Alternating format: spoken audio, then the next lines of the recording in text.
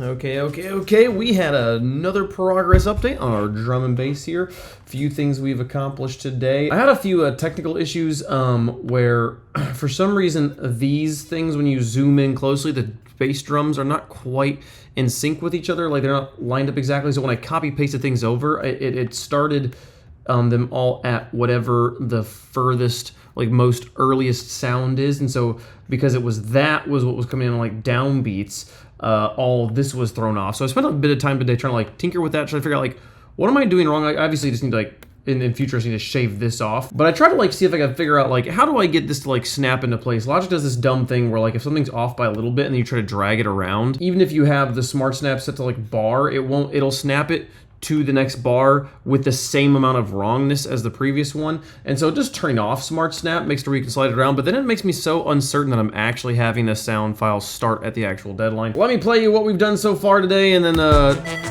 walk you through it a little bit.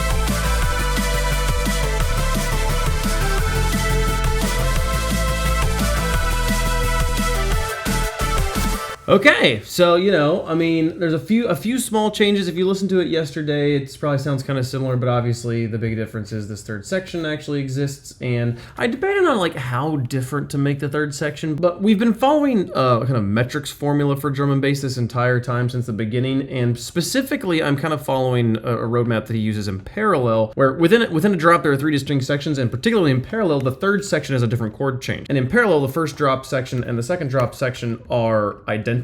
There's not actually a change. Usually in his songs, the second drop has a lot of different energy, but because he has such a big chord change, there's a big harmonic shift in within each of these drop sections. I feel like you can kind of get away with just having to be the exact same bars. But I did try to have it be a little bit different. The big thing over here, we're taking this lead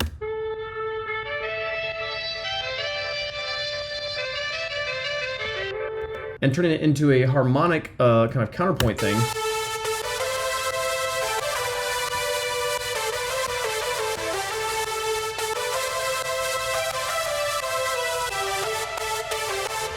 It seems pretty cool. It was pretty fun. But otherwise, everything about the section is the same as it was over here. I haven't copied over these chords yet. I don't know if I'm going to do that. I do want to probably extend the pads. I really like these high pads. To the person in the comments many episodes ago who recommended putting high pads in the song, thank you. That was a good suggestion. But yeah, in context, it's all...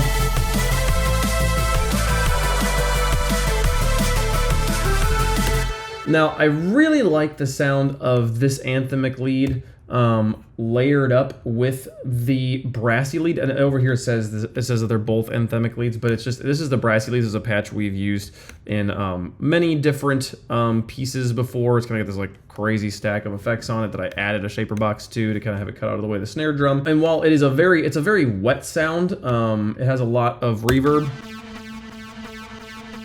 And I don't want that wetness to like muddy up everything. So while I thought about having this layered on the anthemic lead through the whole thing, I feel like that muddiness would have probably been too much, because I do like the sound of these together here. You listen to them together right now.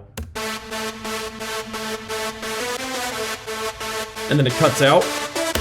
I have it doing it together here right at the beginning of the section when it's just that anthemic lead all by itself coming out of this drop, or coming out of this build.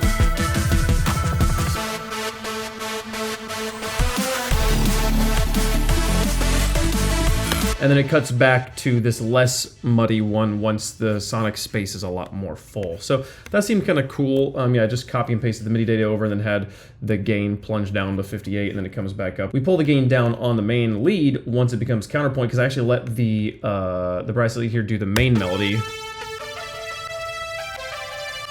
Meanwhile, we let the anthemic lead take the counterpoint line.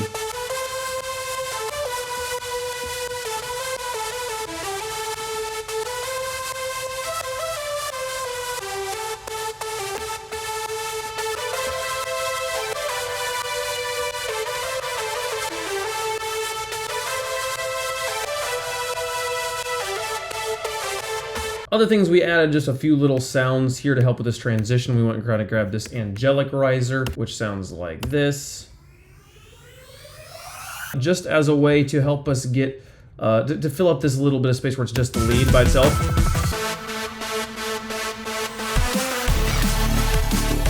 And then added another one of these heavy machinery impacts we've used a few other times in the piece. It's got a nice sound to it. So yeah, other than some cleanup stuff, that's all we added today. This might be the first like single we put out. I have been realizing I definitely bit off more than I should have trying to release an EP first. I could have learned all the lessons I'm learning about releasing music, but simplify down to just one track if I just done a single. So we'll do a few singles here and get a few different sounds out. But yep, getting close to done on this one. Thanks so much for watching. See you guys next time. Bye-bye.